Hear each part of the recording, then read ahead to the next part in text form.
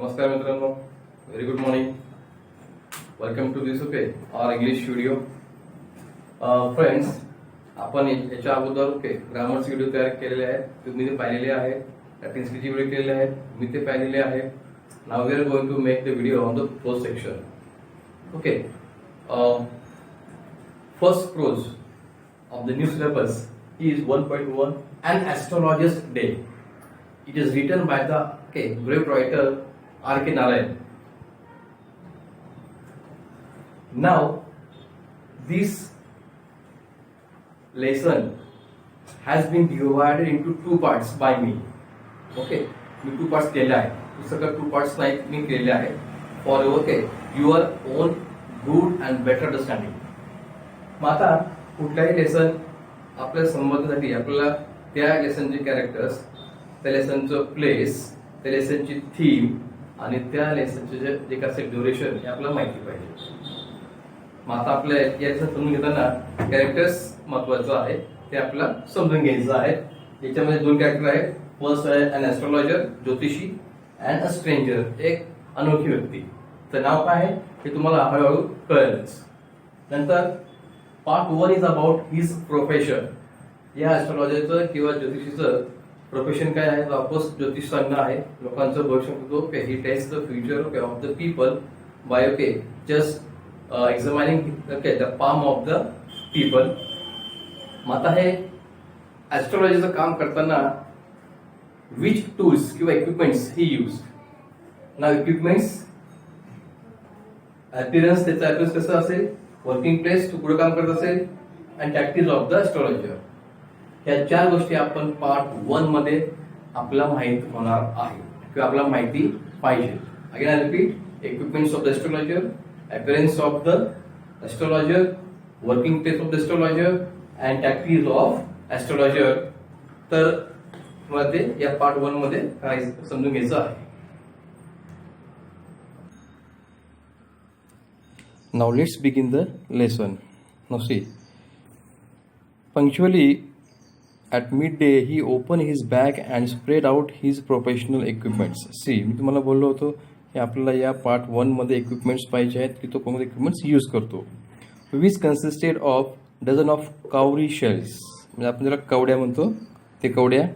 A square of piece of cloths with obscure mystic charts on it. एक तक्ता असेल त्याचा, त्या ज्योतिषीचा कवड्या shell.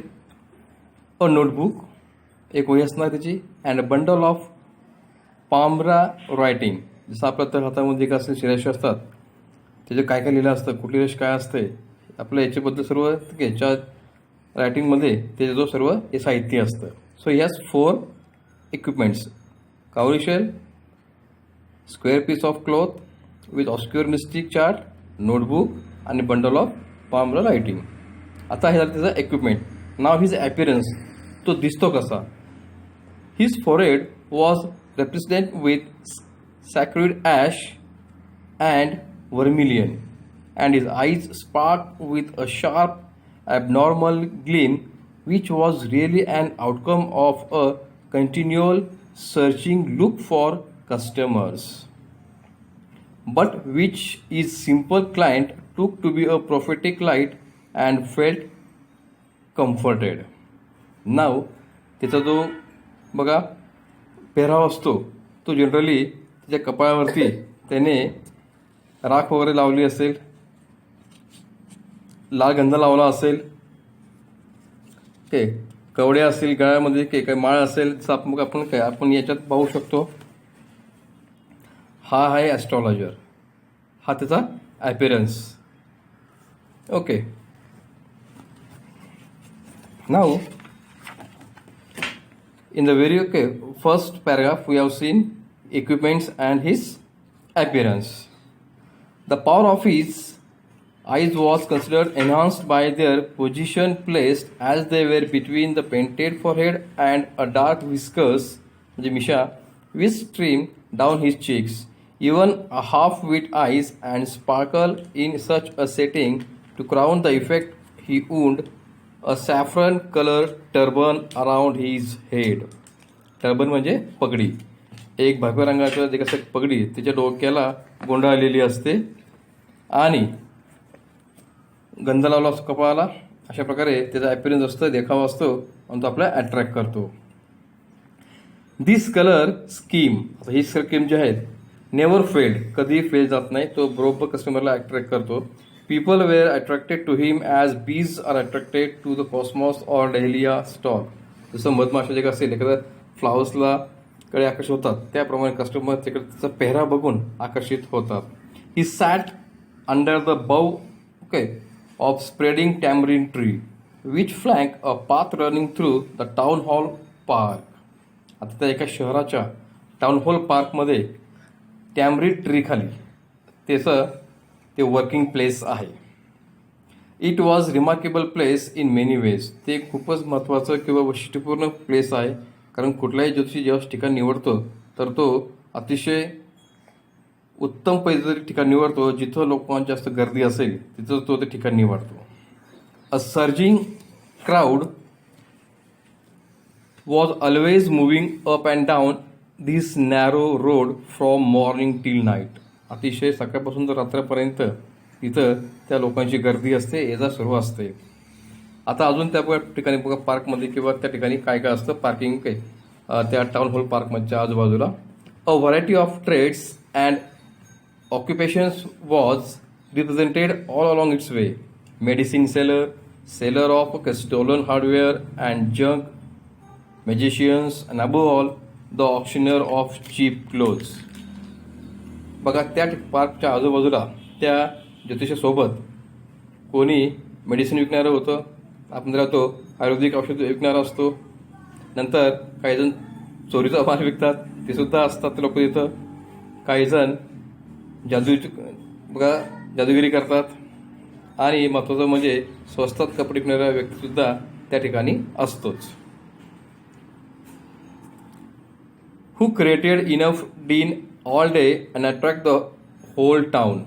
Next to him, in vociferousness came a vendor of fried groundnut who gave his ware a fancy name each day, calling it Bombay ice cream one day, on the next daily almond, and the third day Raja's delicacy. असे वेगवेगळे प्रकारची नावं एखादा आईस्क्रीमवाला तो देत असतो. आता हा जो पुढचा पॅराग्राफ बघितला तुम्ही ते व्यवस्थित पाहू शकता. नाव आता आपण पुढे जाऊया. He was as much as stranger to the stars as were the innocent customers. जास्त कस्टमर सांगतो की तुमचे ग्रह वगैरे जे काय असेल राहू केतू तुमच्या शनी तुमची वाट बघतोय किंवा शनी तुमच्या आहेत असे जे काय सांगतो तो, तर हे सर्व तारग्रह जे असतात या ग्रहांबद्दल जितकं आपलं माहिती नसतं तितकंच त्याला सुद्धा काही माहीत नसतं, पण तो अशा पद्धतीने सांगतो की आपल्याला ते पटतं आणि आपण ते ॲप्रिशिएट करतो, आपल्याला ते आवडतं. आणि आता हे काम करताना तो कुठली टॅक्टिक वापरतो आपण ते बघूया. आता मी अंडरलाईन केली आहे बघा इथं. I have highlighted some lines. He had left his village without any previous thought of plan. तुझं गाव सोडलं असतं त्याने कुठलं प्लॅन न करता, आपल्याला काय काम करायचं हे तर काय माहीत नसतं. If he had continued there he would have carried on the work of his forefathers. तो जर त्याने गाव सोडलं नसतं तर तो शाळेत बहुतेक तो त्याच्या गावातच त्यांनी तिचं काम केलं असतं जे ते पूर्वज काम करत होते. जसं namely tilling the land, living, marrying, ripening is cornfield. जर आपण त्याला शेतीचं काम तो त्याने तो घरी करू शकला असता, पण तो ते गाव सोडतो आणि शहरामध्ये येतो आणि एक ॲस्ट्रोलॉजर बनतो. He had a working analysis of mankind troubles. Now see इथं जे आहे इथं तो तिची टॅक्ट वापरत आहे.